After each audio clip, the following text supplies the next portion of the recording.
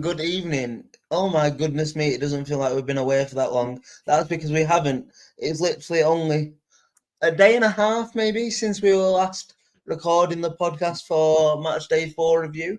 And we are back this bank holiday Monday, Tuesday for when you're listening, to discuss the ins and outgoings of National League match day 5. To join me as always on the match review, National League match review podcast is a very disgruntled and upset but ever professional Chris Rutt. So, Chris, how are you feeling today? More generally about the game week in itself, and then we'll go on to Barnet later on. Yeah, I'm doing good, thanks. Thank you, mate. Yeah, it's an interesting game week. Not some very strange results today that I'm sure we'll get into, but yeah, another weird and wacky week in the National League. Yeah, I think it's interesting you say that because we were just speaking off camera while doing the running order. That it's almost sort of gone against the grain. So like none of the big teams have really picked up points or 3 points specifically this game week on the bank holiday. I mean, there's been some good results and good games of football being played, but it's definitely been the game week for the underdogs, I guess you could say. So, Yeah. speaking of underdogs, straight away we're going into the first game we're bringing to you today is we keep saying newly promoted, but promoted to this division because they're not new anymore because we're 5 games in. But promoted to this division, Tamworth versus Aldershot, and it was actually the league's new boys to stun Aldershot. Is that fair to say? And get their first very, very valuable 3 points of the season. So, Chris, do you want to tell us more? Yeah, brilliant win for Tamworth, to be fair. Being an Aldershot side who obviously beat Oldham 4-1 on the Saturday fixtures. So, Thanks for that. yeah, had to get that in there. Would be rude if I didn't. But no, brilliant result for Tamworth. Obviously, they've looked good. I think out of all the 4 sides that have come up, bar Yeovil, the newly teams, I think they've looked really strong. And they got off to a great start and scored only after 8 minutes. Colleen Nimbard, or however you say it, he scored, made it 1-0, and then Aldershot replied with Jack Barham at half time, and they went in 1-1. But look, Tamworth have looked really good, and to score 2 goals in 10 minutes going into the second half made it 3-1 to Tamworth, and Aldershot was stunned. And yeah, I think Tamworth are an interesting side and one definitely for the neutral to watch throughout the season. I think they're going to surprise a lot of people this season. I think Tamworth are an interesting one, because we've said about how you just mentioned it themselves that out of all the new teams to the division, maybe apart from Yeovil, they probably started the brightest and look the most adapted to this division and look sort of hard to beat and gritty and like it's going to be a tough earned 3 points for anyone that does get 3 points against Tamworth this season. But I think this is a big result, and they always say your first win in a new division is so important. It's so important to do it as early as possible because how much confidence do you think that'll breed to like the Tamworth players and the management that they actually belong at this level and they can compete at this level? Yeah, I think it's a massive sense of confidence to beat a team such as Aldershot, who will be wanting to go a couple places better than they did last season and try and push into the playoffs. And it just helps for the whole team morale. And I saw a lot of people on Twitter sort of moan with Tamworth having a plastic pitch. I think they're one of the only teams off the top of my head that do have a plastic pitch, but their home form is going to be vital, and I think they're using that to their advantage. Obviously got a draw on opening day against Sutton, and now to go and be an Aldershot side is a really good achievement. So definitely off to a solid start. And then, Chris, I was just gonna get your thoughts on Aldershot because they look like this season's sort of entertainers in terms of you don't know what version of Aldershot are going to turn up week from week. They've gone from, as the scoreline says, a battering against Oldham, even though we spoke about it. Maybe it was a bit of a abnormally in terms of, result reflecting performance or whatever you want to call it. So I'm not surprised really that Aldershot have lost after the back of such a good win because they have been very sort of middle average. Obviously, 2 wins, two losses, and a draw out of 5 games. as sort of even and average as you can be. So, like, yeah, what has your sort of thought process been about Aldershot so far this season? Yeah, I would agree with you when you said that you don't really know what to expect from an Aldershot side. And as a team that have conceded 9 and scored 11, it's pretty much gung ho football at the moment.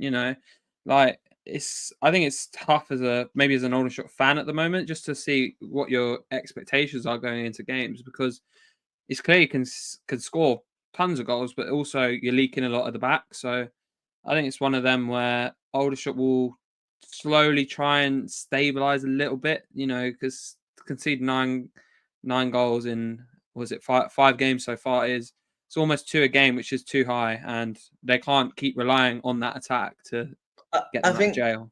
it's interesting as well because I think it's gone the opposite way for me with Aldershot, because I thought this year they'd struggle to score goals in obviously the loss of Lodge and Stokes, obviously two big players for that team, but it looks like they're scoring enough, but they're also conceding a lot, so yeah, like is it the defense that's more of an issue?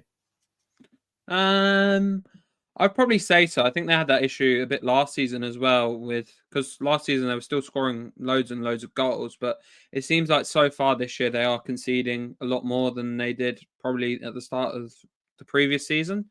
But look, I think it will take time for Aldershot to sort of adapt to the loss of Josh Stokes and, as you said, Tolaj. But yeah, I think Aldershot they're sort of finding their feet this season so far, and they're looking like a team that's going to score goals, but it's going to be interesting football for the fans. I'll tell you that. Yeah, well, they're definitely they could be this season's entertainers. Every league seems to have one, so it's definitely worth keeping out. But moving on now, we want to touch upon the other new boys in this division, and I think they saw that stunning Tamworth victory and thought, "We'll raise you. Anything you can do, we can do." And we're obviously talking about Boston, who picked up.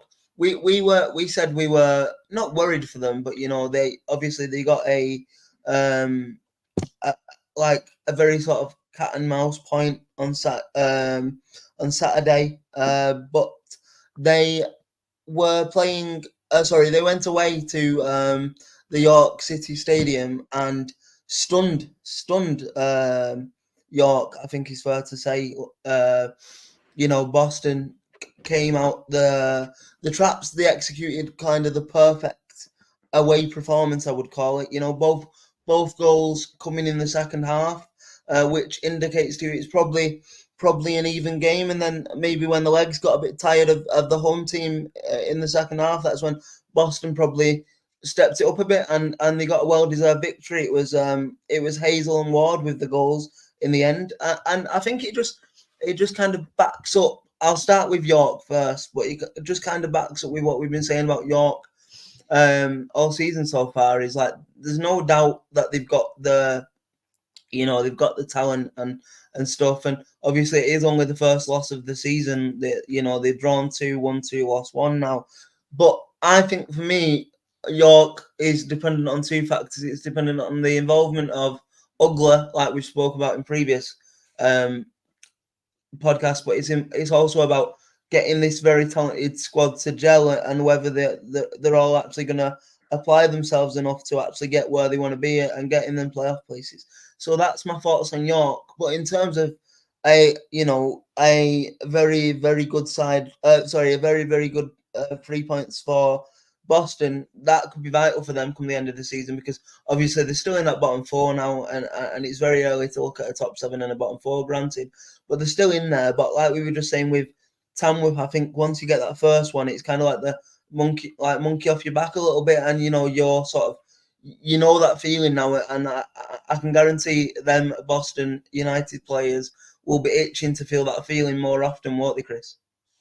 Yeah, I think it's a massive result. I wouldn't have expected Boston to get a result at York, but what, fair play to them. They've only gone and got the 3 points, and I think it's Boston have got off to not the start that they maybe expected to, but it's going to be difficult to adapt to a new division such as the National League, where it is very, very difficult, and you're coming up against teams that spending hell of a lot more than what was spent in the National League North. And look, from a Boston point of view, I think they'll be really happy with that win. And I think if they look back first 5 games, they've got a win and a draw, 4 points. They're not too far adrift from getting out of the relegation zone in the early days. I think they'll be content with that, and if they keep doing what they did today, which is an unbelievable result at a strong York side, I think they could be good to stay up, but we'll have to see on that one. Just obviously, you've heard my sort of thoughts and opinions on York, but just tell me a bit about your thoughts and opinions and whether they match up. What you think of their sort of playing squad in terms of where they are now and where they should be, and just touch upon your opinions on the sort of Matt Ugler situation and like how vital it is that he kind of leaves the footballing side to the footballing people, if you would, Yeah, I probably agree with your view, to be fair, which is like, you should probably stay away from it a little bit, playing a bit of Football Manager. But look, I think York have got a really talented squad. Their attack is lethal. You've got Lennell John Lewis and Ollie Pearce.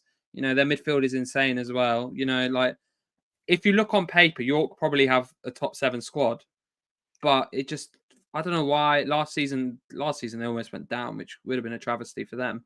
But I think they're just trying to rebuild, sort of realize what they're trying to do. And I don't think they're going to get playoffs personally. I think they're going to fall just short. But no, I would agree with your thoughts about the whole ownership structure over there at York.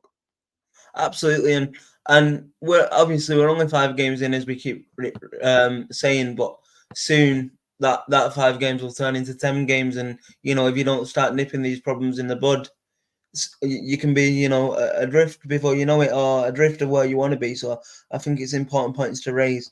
But now we are 12 minutes in the podcast, and this is what I've been waiting for, considering even though he might not have said it on air on Saturday, this man took great pleasure in seeing my boys fall 4-1 on Saturday to Aldershot. So I'm just gonna give it back, and obviously I'm gonna let Chris do his match report or match review because he went, obviously. But the one thing I will say is Maidenhead, by the looks of it, executed a game plan to perfection, scored goals, and limited a very, very talented but a very, very heavy Barnet side. And what I mean by heavy now is, you've almost got as many players as Chelsea have. Yes, I've used that same joke twice in 2 coming podcasts. off a mile away. But yeah, so obviously Maidenhead won the game 3-1. But to give us a bit more of an in-depth look, and feel free to have a rant, Chris. The floor is yours, but take it away from me, pal. Yeah, ranting comment. Like, look, I think going into the game, I think every Barnet fan will tell you we're getting 6 points from this in Tamworth. And you know what? Didn't happen. We started well. This is the problem. Callum Stead should have probably tucked 2 in the back of the net, and then Maidenhead and go hoof it up. They go hoof it up and they go score. Nick Hayes did make an error, and I'll be honest, I think a lot of Barnet fans, I think we're quite split on the goalkeeper situation, especially what happened last year with Laurie Walker and Josh Keeley. But I could go on for that for a good hour, so I'm not going to. But Nick Hayes' error probably has cost us that first goal, and then once we go behind, I've found this when we went behind at Halifax, we just go and chase the game, and it's just not. It doesn't work. Can I ask you a question? Go for it.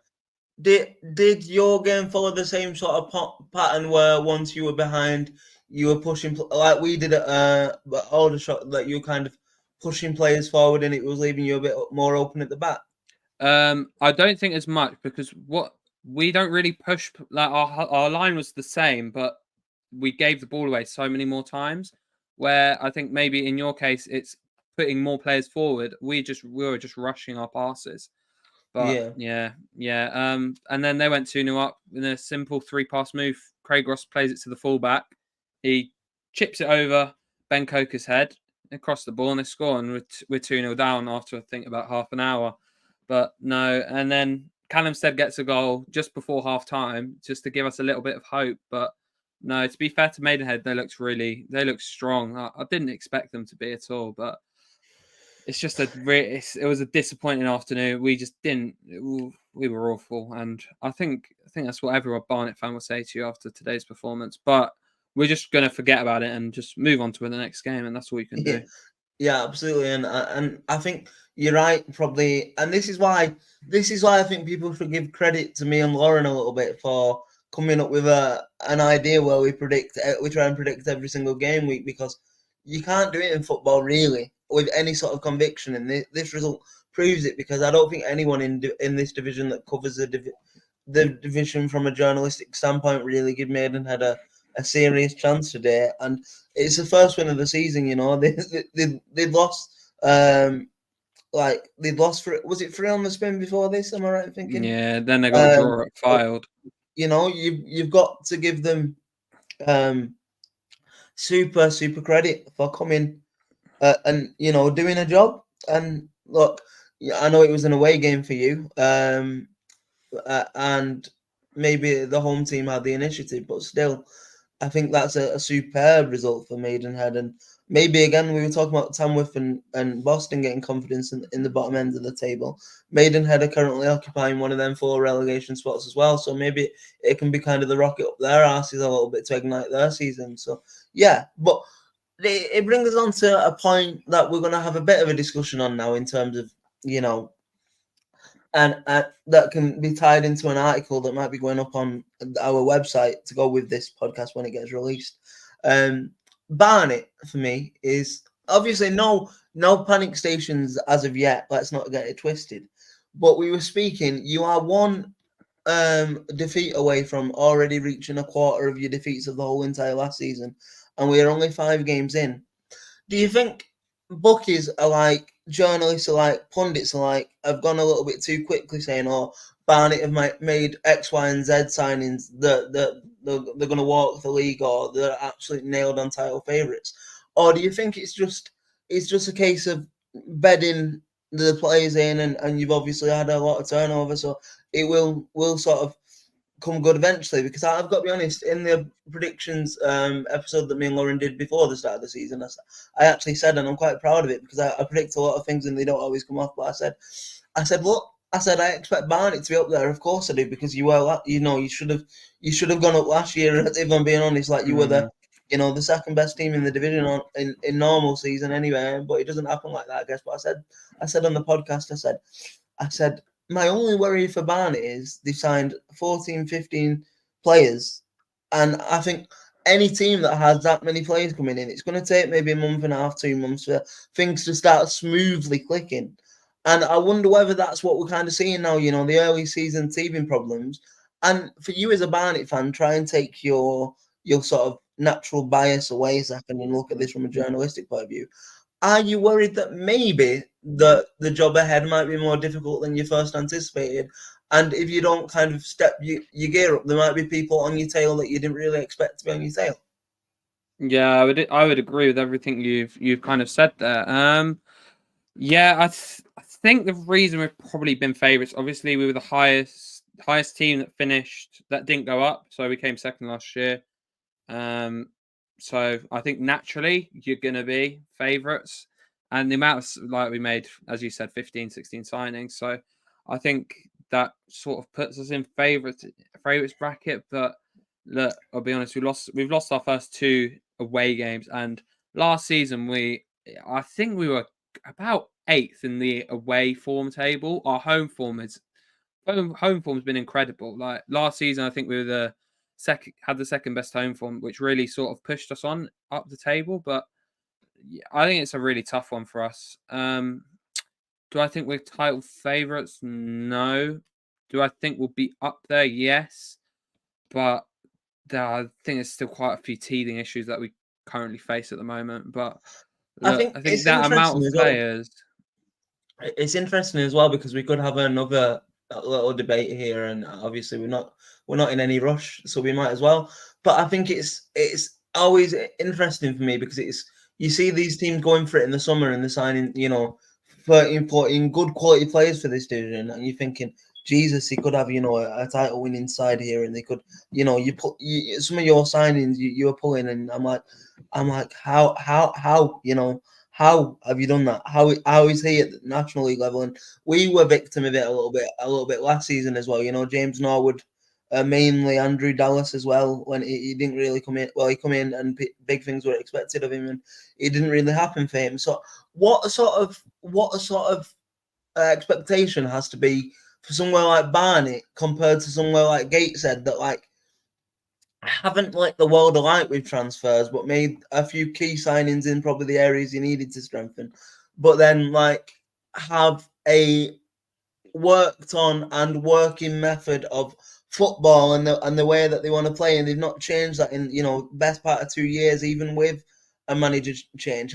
How basically what I'm trying to say is, what is your opinion on having a settled structured side with a few little additions sprinkled into sort of like a team that's just going for it and trying to sign everyone to try and find perfect fits, you know? Yeah. I think the Gateshead system is a bit more beneficial to watch, and I think it's easier for players to fit into that. It's kind of like a puzzle piece, you know. You put one piece in, but if you're changing everything, then it's everything's getting sort of messed up. So I think, to be honest, I think it's literally such a tough question, but I do think we're getting there. But I think it's going to take longer than a lot of Barnet fans sort of anticipated. I think because I think preseason can't really read into much too, but we didn't lose a game in preseason. But it's like we've got so many new players, but not a lot of them are actually starting. I Yeah, think today, we had Mark Shelton playing, Joe Kizzy, the Tavares. There's a couple, but it's not like we've put all 15 bang in the squad. That's it. Like you've still got players from last season: Idris Kanu, Ben Coker, Callum Stead, Nicky Kabamba when he's fit. So I think when people say you've made so many signings, but I think you got to look in the bigger picture. Not all of those signings are playing week in, week out. So yeah, of yeah, it'll be course. interesting. And as much as we have banter on this podcast, it's stupid to write anyone off. So not that anyone's writing Barney off, but you've had a bit of a faltering start, or not as flawless as we're expecting. Let's put it this way, because you have won through on the bounce before today, so you've obviously got the capabilities to do it. But it's not been as faultless as people are thinking, and obviously there's going to be them questions, and it was just something to pose. But even as a rival fan that's hopefully going to be up there with you, I expect Barnet to be up there, and but it's just, I guess it just is a bit of a concern, a bit of a worry to fans, when you've invested this much, and it isn't. Exactly. Because let me ask you a question to end off. As Barnet fans, what was the overall expectation in terms of a points tally from 15 games? Where did you think you were going to be compared to where you are now? From So from obviously, 15 am I games. right? From 15 games. No, sorry, from the first five. So at the point we First. are now, obviously 5 games done. Did you did you think you'd maybe get 13 from 15, 15 from 15? Where did the fan base think they were, and obviously how does that differ to where you are now?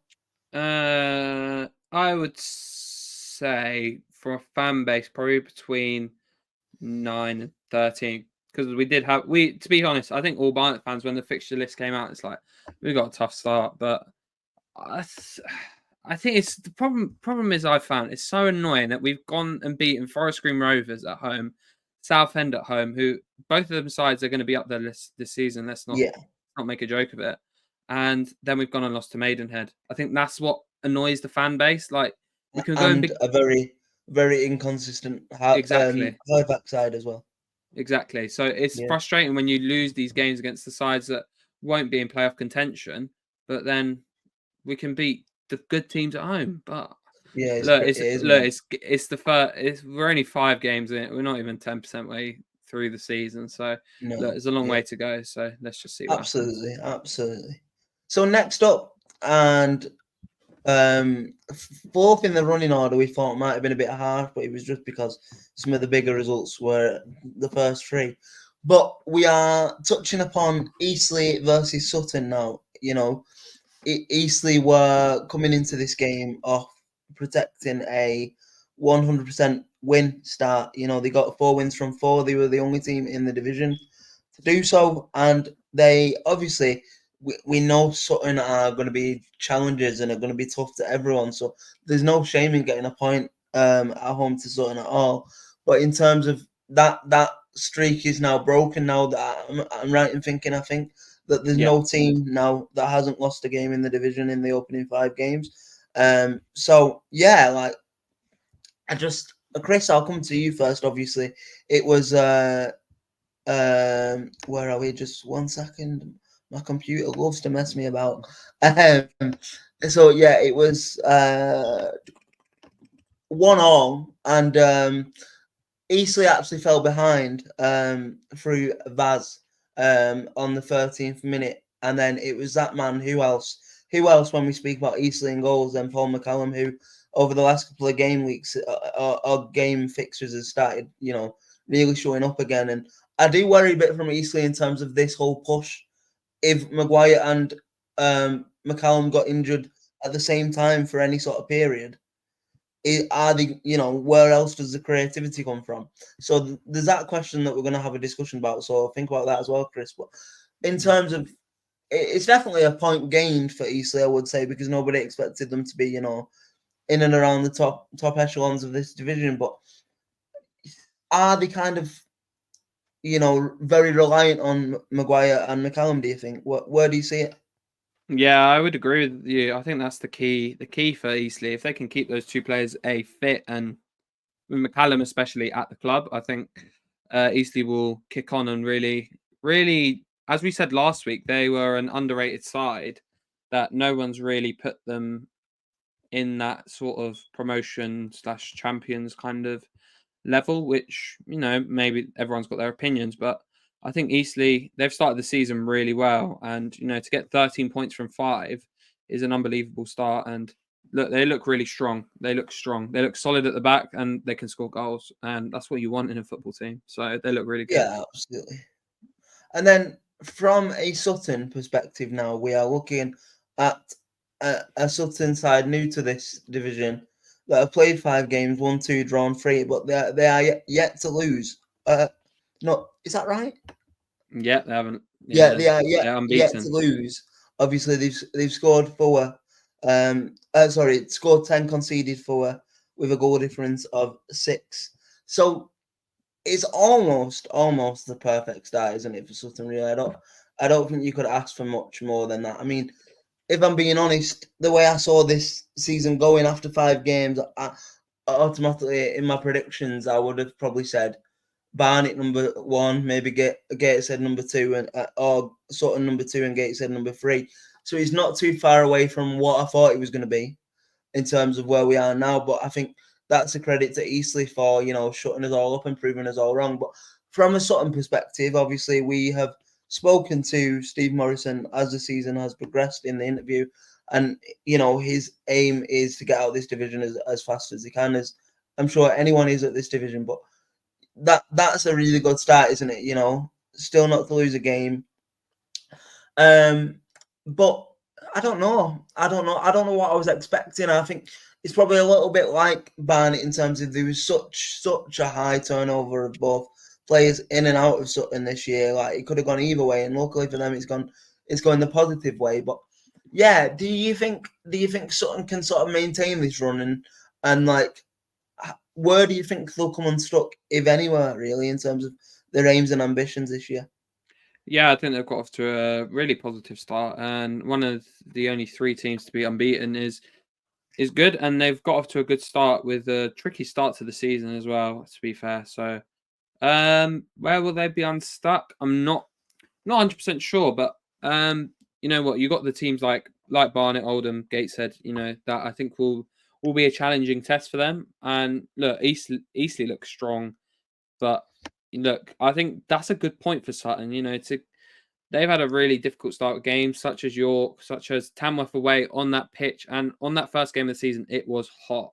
And Steve Morrison spoke about how tough that game would be. And he knew in June, he was like, this is going to be a tough game for us, But overall, I think Sutton will be really, really happy with their start to the season. And look, they're 4 points off the top, but it's only been 5 games. So look, I think he'll be really happy with that start to the season. Yeah, absolutely, for sure. And I think this kind of ties us into almost perfectly another team that I think is fair to say has surprised us here at National League Natter in terms of. Uh, I've got to be honest. I'm sorry to any Woking fans listening. Well, I'm not sorry because you're proving me wrong. But in predictions, any Woking fans listening, I said you will just about survive because that's what you do in this division. But I don't think much more than that for you. And my God, are you beginning to make me a bit nervous and eat my words? That is 3 wins, 2 losses for them so far this season, and it was a perfect display, or almost perfect, because he still conceded 2 goals today against a very, very also impressive Hartlepool side so far this season. Now, with this, it is important to say that Hartlepool did race into a 2-0 lead. So you might be thinking off the back of that, wow, that is some sort of collapse. That's not, that's not a good sign. But it is important to say that that um, Jack Hunter was booked twice in quick succession and then on the 25th minute he got his marching orders. So that is important to mention because obviously they were Woking were staging a comeback against 10 men, which some might argue isn't easier, but so I almost sit in the camp of playing against 10 men sometimes can make it harder because they're going to be even harder to break down. They're just going to camp everyone like in their own half. They don't have any sort of willingness to come forward, and you've got to be more patient to find that killer ball. But luckily for Woking, they did it, and they did it well. The goal scoring started with Matt Ward on the 68th minute, and then it was Tunji Akinola in the 80th minute, and then we were talking about last minute limbs last week with a game I can't quite remember. But no, actually it was Hartlepool, wasn't it? Which is quite ironic. It was Manny Disurui's last minute equaliser, I think, on Saturday, wasn't it? That we were talking about last minute limbs for, and the reverse has happened in this game, and it was Woking that came out on the winning side, thanks to Harry Beaumont's last minute winner. And yeah, look, I think it's time for us to give Woking credit. Like I thought they would stay up. I thought they'd be very resolute. I thought they'd be very defensively minded.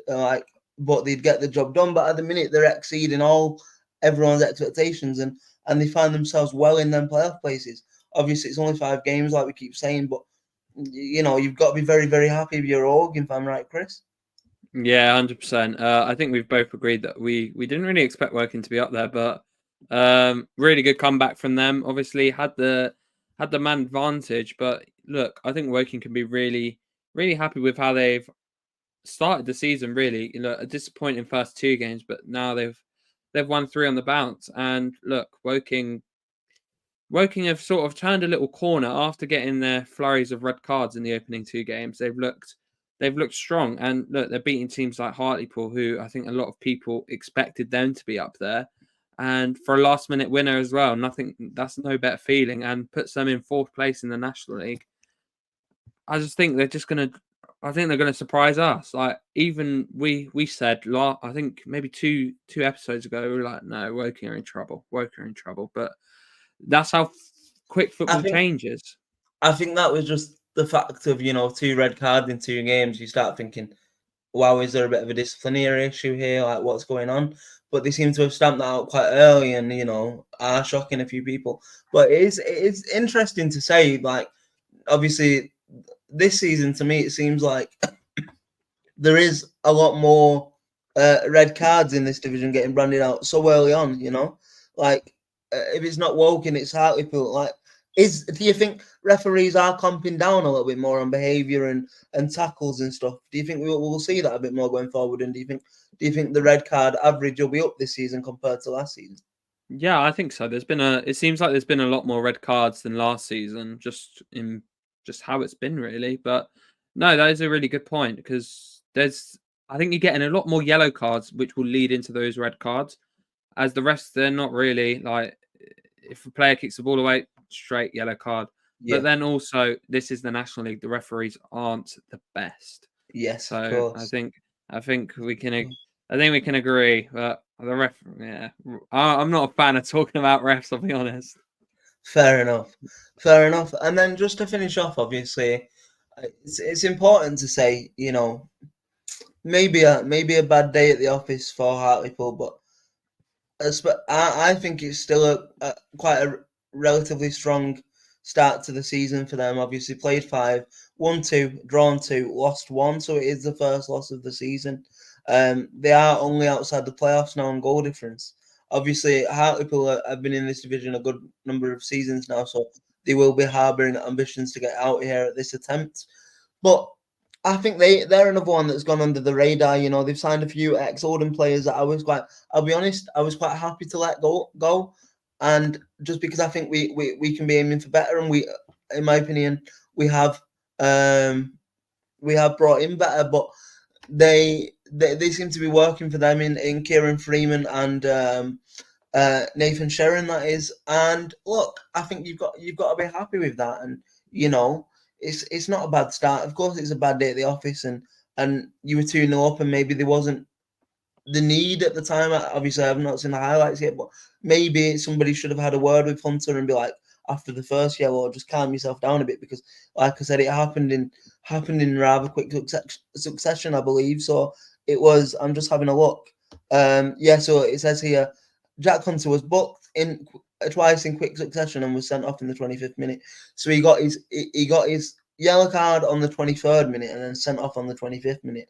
So at that point, one of the senior teams, whether it be your captain or whatever, surely gets an arm around him and goes, think about it now. Don't jump into that next tackle. Don't kick the ball in when you're on a yellow. It's just common knowledge, isn't it? Surely, is it for a footballer, Chris? Yeah, 100%. Especially when you go 2-0 up after just 10 minutes played, you just want to keep doing what you're doing, and to get that's lost them the game. I think I've Yeah. not seen the highlights, but that's probably going to lose them the game, and it's But then disappointing from a Hartlepool perspective. But yeah, no, yeah, go ahead.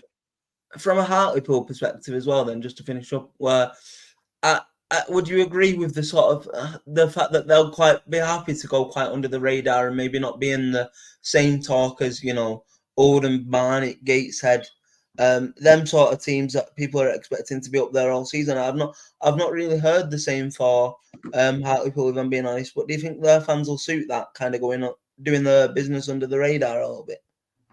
Yeah, I would agree. I think that's probably good for Hartlepool, because I think last season they did.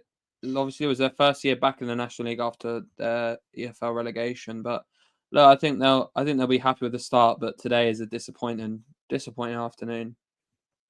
Yeah, absolutely, absolutely.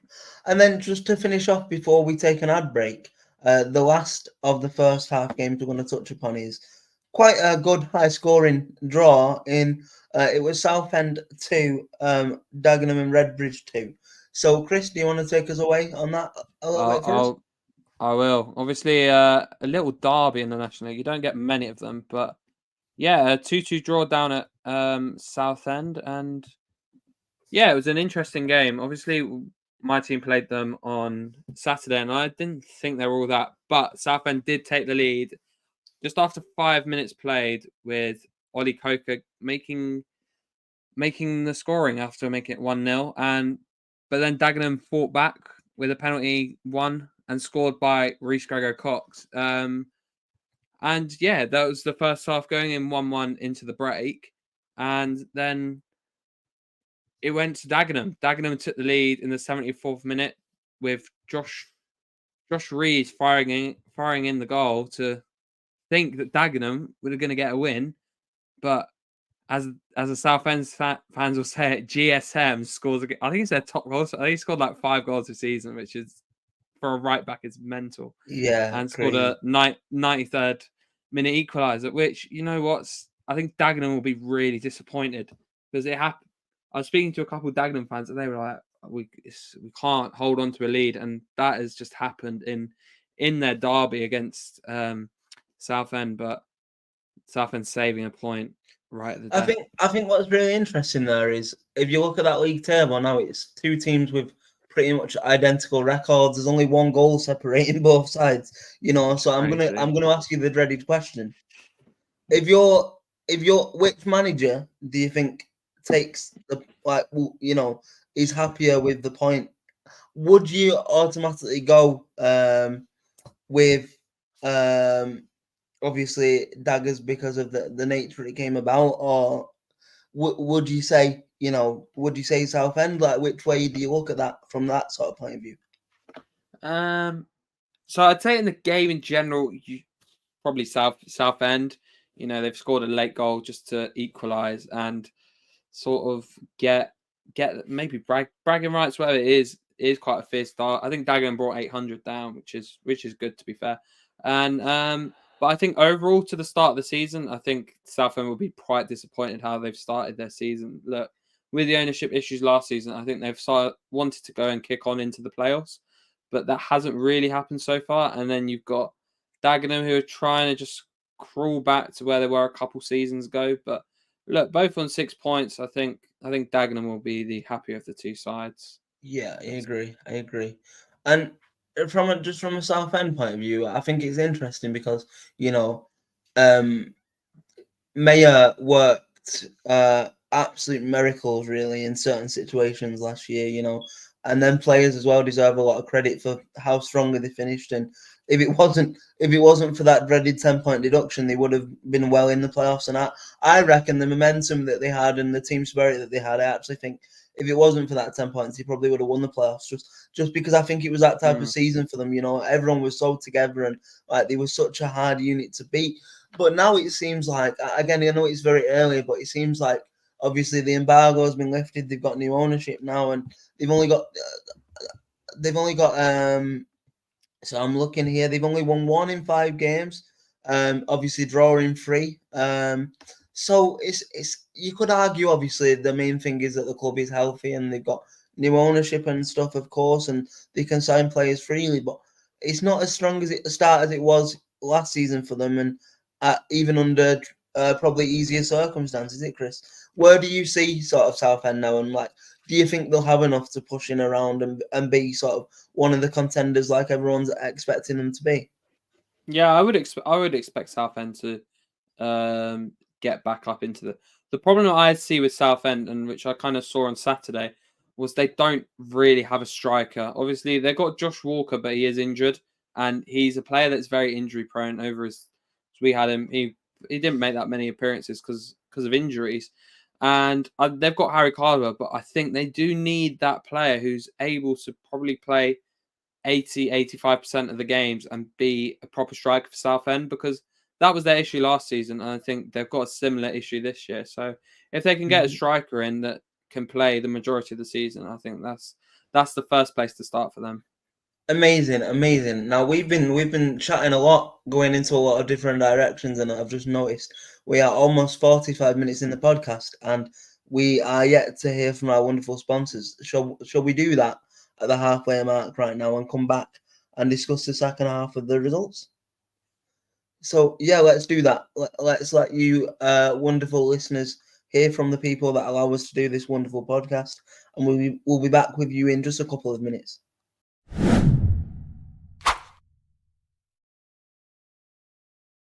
So we are back, and if I don't say so myself, I think the perfect place to start the second half of the podcast is what many people were marking, what we probably unbiasedly as well, if I'm being honest, were marking the tie of the round in this fixtures. And even though it was only 1-1, I actually think the game itself was very, very good, very entertaining for the neutrals, and that is Oldham versus Gateshead. Now this game, so I went, obviously Oldham were at home, so I watched the game, and I'll be honest, at half time I was sat there thinking, they've passed us silly here. We're showing them far too much respect. They're just picking them around, and at times, I felt like how half the Premier League must feel when they're playing City. They were just popping it around us, and the crowd were getting frustrated because we were just inviting that pressure. And I'm thinking, you know what, this could be a long, long afternoon. But I don't know what Mickey Mellon said to his men at half time, because we came out like a team possessed in the second half, and obviously got the goal through the man mounting Manny Month, who for a centre half now has 2 goals in 5 games. And by the way, right, he's a new signing at Oldham, and I don't want to get too excited, but he's one of them players you look and you think, how the hell have someone on our scouting department managed to convince you to drop to the National League? Because he could comfortably play League Two, if not League One level, in my opinion. So it just shows that our players willing to come to this division if they believe in a project or if they want money, of course. So yeah, like, look, we really took the game to Gateshead in the second half. I think what changed for us, which I was pleased about, because I said to my dad, I said at halftime, I said, look, in this game, I said, if teams were less willing to give Gateshead the respect that they think their game plan deserves and step on the toes and get in the faces and force mistakes, because, you know, if you press onto a team, they're not going to be able to just pass through you because you're right in front of them, so they'll have to start going long. And I said, we've got to press as a unit, we've got to press as a team, because up until half-time we were pressing in ones and twos and it just wasn't working at all. And then, lo and behold, second half, we came out, we were running at them, we were closing down the angles, and yeah, we were just a different team. And I said to you, and I think this is fair as well, it's not even me trying to be biased, we should have won that game 3-1, if I'm being honest, on the balance of chances. I mean, I was saying to Chris, if you get a chance to watch the highlights, watch it for this, because genuinely I don't know how we didn't score. So their defender shortchanged the goalkeeper with a back pass. The back pass rolled past the keeper, bounced off the post, went across the goal line, and our 2 strikers were the first 2 to react to the ball. So you're thinking, just tap it across to him, and he's got an open net, and you're winning 2-1. Happy days. But somehow, in typical Oldham fashion, we managed to fuck up the chance. And look, it's probably one of the most frustrating, funny misses of the season. But we were the better side by an absolute margin in that second half. And obviously, I'm not saying it's going to be the blueprint to beat Gateshead, but I'd like to see more teams put Gateshead under that bit of pressure this season, because I don't actually think when they're under pressure, I don't actually think they're that good, if I'm being honest, just from what I've seen in this second half of this game. But yeah, I think obviously on the balance of play, obviously they won the first half, we won the second half. So by that reckoning, it is a draw. And like, to be honest, even though I expect us to maybe, you know, be trying to win more at home, just on how good Gateshead are with the ball and how well they pass the ball, I probably would have took a point before the game, if I'm being honest, because they absolutely battered us home and away last year. So it shows that we're improving. But I definitely think that it does kind of feel like 2 points dropped in the same breath, because on another day we win that game 3-1 and we go to, you know, we have 10 points from 15 games. But 8 points from 15 games, only outside the playoffs on 1 goal. I will take that. I will take that for a first 5-game haul. We still only lost once, and yes, that loss was a big loss, like we discussed on Saturday, but it was also a bit of an abnormality in the like what I saw and how the game panned out. So I'm not worried. I'm definitely infused this year with Oldham. I think there's a style of play we want to play. You can actually see an identity there. And last year we were just banging it long, hoping Fondop would hold it up with his big, you know, his big arms and his big chest, and he did as best as he could, but it just wasn't working all the time. Whereas this time we're actually trying to pass through the lines. We have very good centre backs that it looks like they're quite comfortable on the ball, and yeah, overall I'm very, very happy, I guess. Yeah, look, I think before the game I was like, I think it's going to be a draw, because you got 2 really solid teams going up against each other. And look, I think as you said brilliantly, like, I think if one team won the second half, one team won the second half. And look, sometimes that's how games of football will go. You know, you'll dominate one half, but then, you know, maybe at half time, bit of tactical tweaks, and then the team could open up for the other. But look, I think probably Oldham will be happy with the draw, and they've got off to a decent start. I think the Aldershot game is a very big anomaly. That's how you say words. But no, yeah, good start for Oldham to the season, and Gateshead, look, a brilliant start for them as well. So I think they're going to be 2 teams that are going to definitely be in the playoffs for me. So look, an Nice. interesting game that. Yeah, for sure. And so next up then, we want to touch upon Forest Green, who, you know, have started this National League season rather well. I mean, it's probably expected with their budget and, you know, the fact that they were a League Two side last season. It is kind of expected, I guess. But you still have to get the job done in front of you, and they're doing it rather well. And they got the win over a very struggling, faulting Altrincham side, didn't they, Chris? So do you want to touch upon that for us?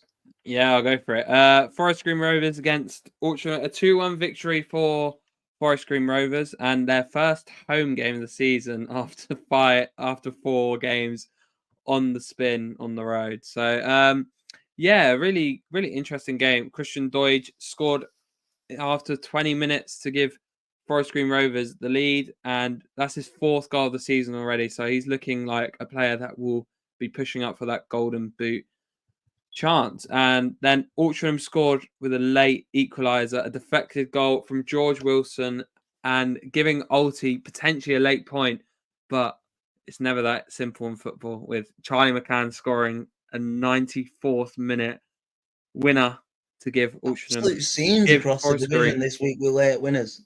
the scenes. And yeah, 3 points for Forest Green Rovers, which I think they'll be really happy with their start. Obviously, when Barnet played them, their game plan was just very negative. Just sat really deep. But I think apart from that, they've looked really good. And look, 8 points from their first 5 games, I think, is a good start. Probably wanted a couple more wins from that, but having 4 away games on the road in a row, I think is really challenging, and I think it's helped with team morale. I saw one of their interviews. I think his name was Long. I don't know his first name, but he was saying in an interview after we beat them, he's like, it's been really helping with the team morale. Obviously, they've got so many new players in, and being away on a bus every week with new teammates has really helped them bond. So maybe it's a positive thing. But look, Forest Green off to a great start to the season. Yeah, and then obviously we don't want to fastly become the anti-Alti podcast, and we're not doing it on purpose, but we are just pointing out the fact, you know, they have now lost three games in 5, and look, I'll be honest, with Altrincham, I thought, yeah, of course they're going to lose Chris Clark, but I thought the squad was strong enough to sort of still compete and still maybe sneak a playoff place, you know, if I'm being honest. But now I'm looking and I'm thinking, obviously, it's only 5 games in, but I'm thinking, do I lower my expectations and is sort of lower mid-table just keeping themselves away from a relegation scrap, a more sort of realistic aim? Yeah, I would probably say so. I think Altrincham obviously losing Chris Clark. I think maybe they've anticipated the loss was bigger than they probably thought at the time. But look, I think it's probably a season of stability. Obviously, it's their second full season as a full-time side, which does take time to adapt. Obviously, they did really well last season, but Chris Clark really pushed that into the playoffs. So look, I can't see them going down. They've got too much quality for that. But I think probably a mid-table finish is where Altrincham will finish this season. Yeah, I agree. And look, I promise you next week we won't come with negative news from Altrincham, because I was going to say maybe they'll get the win, but they They're are playing playing Oldham. they So are a playing free us win. away from home. So on paper, I'm going to back my boys and say that should be a tough game for them, and I'm hoping it is. It should be, really, if we're being honest. So maybe they might have to wait a bit longer for another win, but who knows? Who knows what's going to happen? But as our social media admin will be very, very happy this weekend, or this bank holiday Monday especially, because the next game on the agenda, Chris, is the game, as Callum said, at the Halifax Aquatic Centre. And it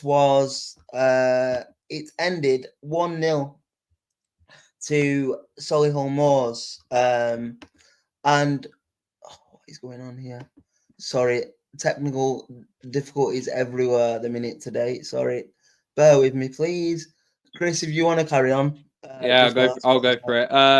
Yeah, Solihull getting a win at the famous Aquatic Centre in Yorkshire. But no, Jordan and Tunnicliffe's goal was the difference between the two sides, and Solihull their second win of the campaign. And look, I think Solihull, obviously they haven't started as strong as they wanted to with getting to Wembley twice last season, but not picking up anything to come with that. But look, Halifax will really worry me because when we played them, I thought they were a good side. But since we played them, they've only picked up 2 points from the remaining 4 games that they played. But look, from a Solihull perspective, I think it's a really good win.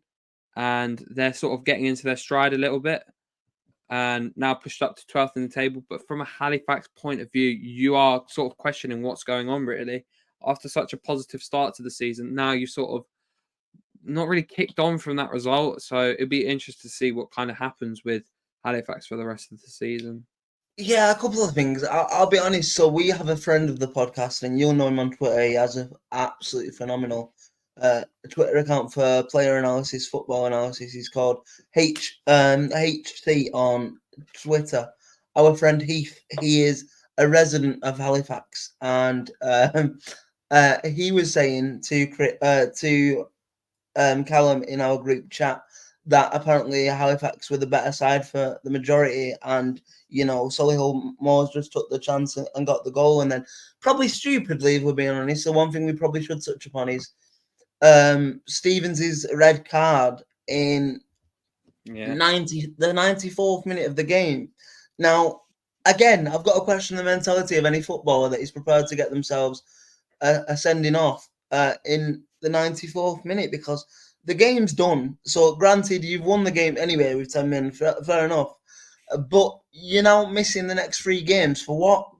What the game's about to end. So why make the challenge? Why give dissent to the referee? Why kick the ball away? Whatever it might be, because we've not seen the highlights yet. But why do it, Chris? Well, I think we may need a little bit more context on it because we're recording on literally the game finished 4 hours ago, so we don't know what happened. But look, if it was 2 yellows, maybe fair enough. Like just put the ball in maybe they're on a counter attack. You go for a tackle just to stop their own attack. But to miss 3 games just for in the 94th minute as well, you're like, was it worth it? Probably not. But if it got you the 3 points, it got you the 3 points. So, Exactly. Yeah. Maybe it's like an Ole Gunnar Solskjaer red card from back in the day where they're screaming on goal and he just kicks in from behind. Yeah, maybe he walked off as a hero. We might have to ask Callum for more context for that. But just to finish off then, from a Halifax persuasion, and this is probably going to upset a lot of Halifax fans, and I would apologise, but it's just my opinion, so I'm not going to apologise for it. I think they were quite surprising to make the playoffs last season, if I'm being honest. I think that was kind of maybe a one-off, one-season thing. I actually didn't think they were strong enough to make the playoffs last season anyway. I just think the postponements and all the games so late probably helped them a little bit in the end. And it's not really a surprise to me to see them struggle so much and be where they are, because I don't think Halifax are ever going to be like a rip-roaring, team that you have up there. They're just going to be a very sort of solid, frustrate-inducing team that do the basics well and grind out results. But like their start hasn't really sort of surprised me, considering they've lost quite a lot of key players last season. In the summer as well. Tyler Golden specifically, I think, is obviously a big loss for them. So yeah, I don't think their start is as much of a surprise to me as it might be to other people. But I'm sure they'll pick it up and kind of stay around the sort of mid-table area. I personally, I don't think they've got enough at all to push for a playoff place, but we'll see. Yeah, I would agree with you on that one. So next up, we have Wealdstone versus Fylde. Now, obviously, this sort of game. Well, actually, Chris, go on. Lead us into it. Tell us what happened in this game. I get to talk about a Wealdstone victory. My dreams have come true. But no, you know what? Fair play to Wealdstone. They've got their first win of the season, and look, against a Fylde side who, the Chris Wharton show has slowed down, hasn't it? But Wealdstone would be happy to get off the mark, home win, and look, it was a 1-0 victory at home, and I think his name. Oh, sorry, this is not loading. Henry Sandat's first half goal was enough for Wealdstone to get the 3 points. And look, he played at Southend last season, and I think he's been a really impressive signing for the Stones. And look, I think it's a good performance from Wealdstone to be able to get off the mark. And their home form was their saviour last season, and I think that really kept them up. Obviously, they kind of had a similar situation with Halifax with their pitch, with not having so many games off. But look, from a Wealdstone point of view, they'll be really happy to get a win and get their first win of the season. But from a Fylde point of view, I think you're going to be a bit disappointed with after winning against Solihull on the first day, they've sort of not really kicked on from that. Obviously, losing 2 games since then, getting 2 points. But yeah, I think it was an interesting affair. Yeah, for sure. And I think we could probably level the same sort of question at Fylde as we would do Eastleigh and Altrincham in terms of, they have like one key creator that's probably far too good for this division, if we're being honest, in Nick Horton. And if he's not in his game, is it obvious that, Fylde themselves as a team won't be on the game? Is that how heavily reliant they are on them? I guess that will sort of rear its head and be made more clear as the season progresses. But like you say, from a Wealdstone point of view, that's the first win in 5 attempts, and again, I think they'll get confidence from getting the first one on the board, and I do think there will be in a relegation scrap. But I think you look at the other teams that are in this division, Boston, Tamworth, who else are down there? Obviously, I know Maidenhead got a big result this week. Again, I didn't just say that on purpose, I promise. But I do expect Wealdstone to be in and around that sort of battle still. But like you say, takes nothing away from the effort and the 3 points. So yeah, the Stones will definitely be happy with that, and Matt Taylor, I'm sure, will be over the moon. So we're getting towards the end. We've got 2 games left. So the penultimate game of this game week, or the running order for our game week anyway, was, again, I'll give them credit, a very, very perfect professional, but very, very late Rochdale win on the road against Yeovil. And this result actually puts Rochdale in the playoffs. And just before I get into the game, I'd just like to congratulate the Rochdale fan base for their magnificent achievement of getting into the playoffs this season, and the way they've been in the Oldham Twitter hashtag since the game's finished. You would think that the season has ended now, and like the amount of Mind the Gap tweets I've received is quite staggering. So congratulations on that achievement of being above us by 2 goals, and let's see if you're there in May, you know what I mean? But anyway, that's just something I just needed to get off my chest. It was an impulse. Back to professional Aaron. Like I said, perfect away performance. The goal coming very late on. But I think, I'll be honest, Rochdale have impressed me. I've said that multiple times on this podcast. I must be feeling unwell. But they have impressed me so far this season, and they could be a contender. Who knows? They definitely could. Yeovil on the flip side, they're now looking at, so that is 2 wins, no draws, 3 losses for Yeovil, and I do expect a bit more from this Yeovil side. To be fair, I know it's the first time back at this division, obviously coming up from the south last year, but like I said, maybe it's just nostalgia from me. But I see Yeovil and I instantly think EFL, like EFL memories, EFL nostalgia. So maybe I need to knock that out of my head. But I do expect more from them. So I think they've got to start pushing on again soon. But from a Rochdale perspective, 91st minute winner from Conor McBride. The away fans in absolute delirium. You can't ask for more than that, can you, Chris? No, last minute winner away from home. It's what you want. It's what you want. And look, Rochdale now into the playoffs. And look, I think they've started the season really nicely.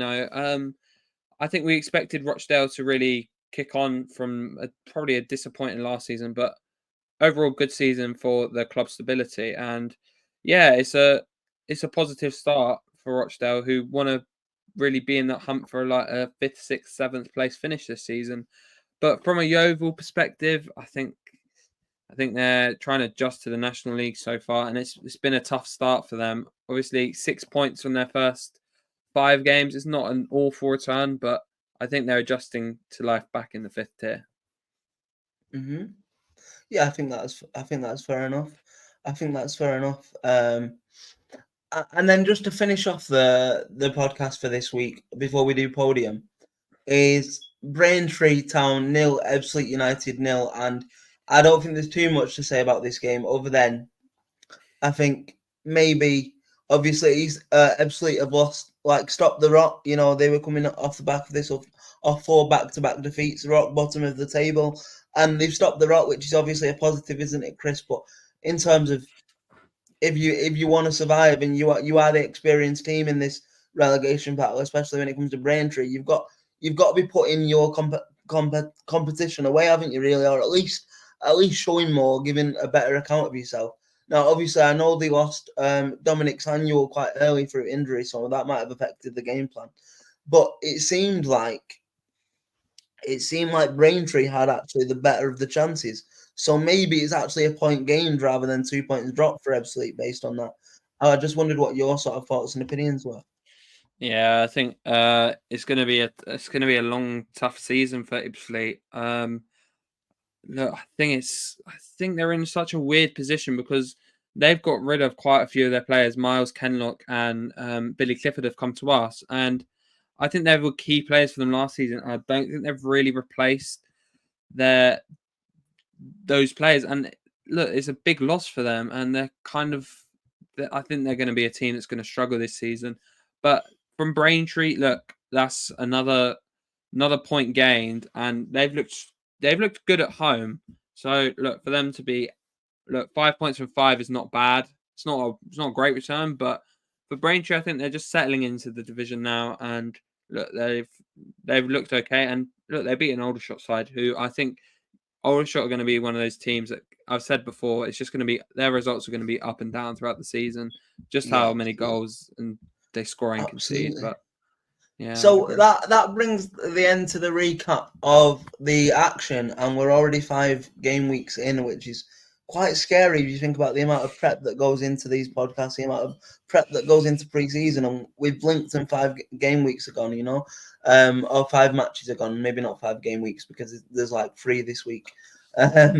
So yeah, but it's been a ride, and me and Chris are starting to gel. Like I think Barnet will do eventually, and I hope you are enjoying listening to this podcast because we are a new duo working together. I've never previously worked with Chris, but I do think he's starting to bring out the best in me, and we're having a really good rapport. So we hope you're enjoying listening to it as much as we're enjoying creating it.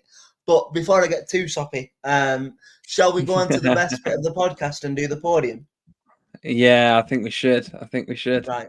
Okay. So considering you last week did a Barnet shout, and I week number 1 did an Oldham shout. But again, if you don't mind, and I'm sorry, listeners, you might be thinking, "Wow, this guy loves his team," considering they're not in the playoffs yet. But I'm doing this for the season so far. Really, I'm cheating the system a little bit rather than this specific game week. But rules out the window. The rules are out the window now. I do think Manny Month deserves some credit, definitely. Like the way he has just almost. Obviously 5 games in, but it looks like it could be one of them signings that you think could be transformational to the way that Oldham play, because he's a big lad. Nobody really beats him in the air. Like nobody's going to get round him either. But also, he's rapid on the ball. Like he's 6 foot plus. He's rapid on the ball. He can pick a pass well, and he's a threat in both boxes. And he's got, like I said, he's got 2 goals in 5 games now from centre half, which is a very good return from that position. So, considering he got the goal today, I would like to make a case for him to be our bronze podium holder. Very, very nice. Very nice. Do you want to take silver? Yeah. I'd like to go gold. I think I've got an idea for silver. I've got an idea for silver and gold. But so if you want to take gold, that makes my job a little bit easier. Okay, so my gold for me has to be. No, do silver. Let's go in order. That's what I'm saying. Silver. I mean, you didn't hear me say. Sorry. You didn't hear me say that. So I'm going for silver. You know what? I am gonna give silver. I'm gonna break the rules again. I think a little bit, and give silver to the two men that put the two newly promoted sides in Boston and Tamworth on their way to their first victories this week.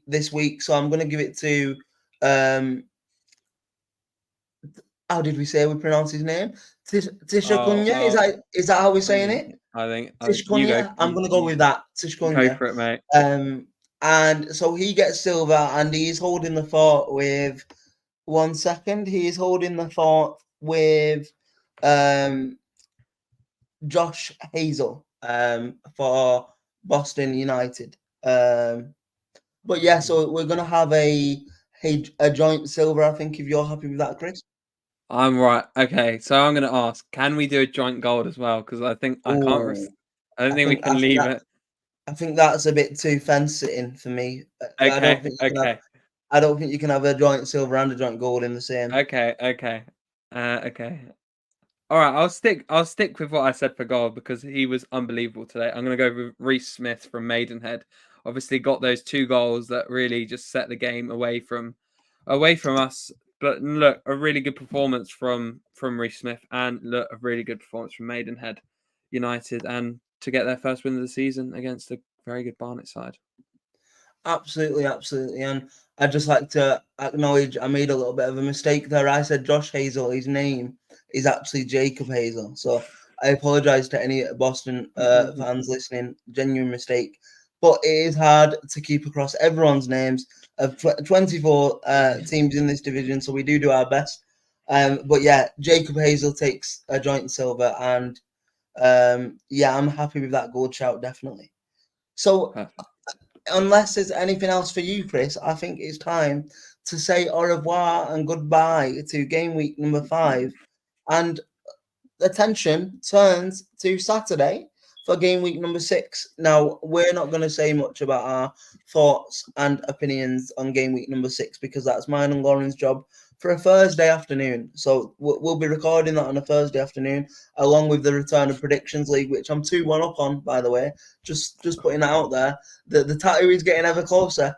So I'm 2-1 up going into the 4th week of predictions, and that will be coming to you and your ears on Friday morning. And then after that, I am passing all responsibilities to my wonderful 2 co-hosts in Chris and Lauren, who were teaming up for 2 podcasts in a week, while I go and win thousands and thousands of pounds worth of cash, hopefully, in Vegas. So are you excited? Are you excited, Chris, to be pulling a double shift that week with somebody that you haven't worked with yet? Yeah, look, I'm really excited for it. Obviously, I'm gonna have to take the reign in the prediction. Like we talked about it earlier. We were like, we're probably gonna have to keep the same sort of style as the previous show, but I'm not taking any responsibility for your tattoo. I mean, you can do, but if it ends up being your week that loses, then the deal is that you have to come and get the tattoo with me. I'll come with you, okay? We both have to get it done at the same time. I mean, yeah, I'll trek up all the way to Manchester.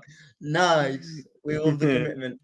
But yeah, wonderful. Should be good. So until next time, we've been National League Natter. This has been your Match Day 5 review. Be sure to give us a 5-star rating on Apple Music and Spotify, and we appreciate their support. Obviously, again, a quick shout out to you, wonderful listeners, because we have just this week broke 1,000 followers on our Twitter page on X, which is National League Natter, and to do that in just under 3.5 months is absolutely staggering.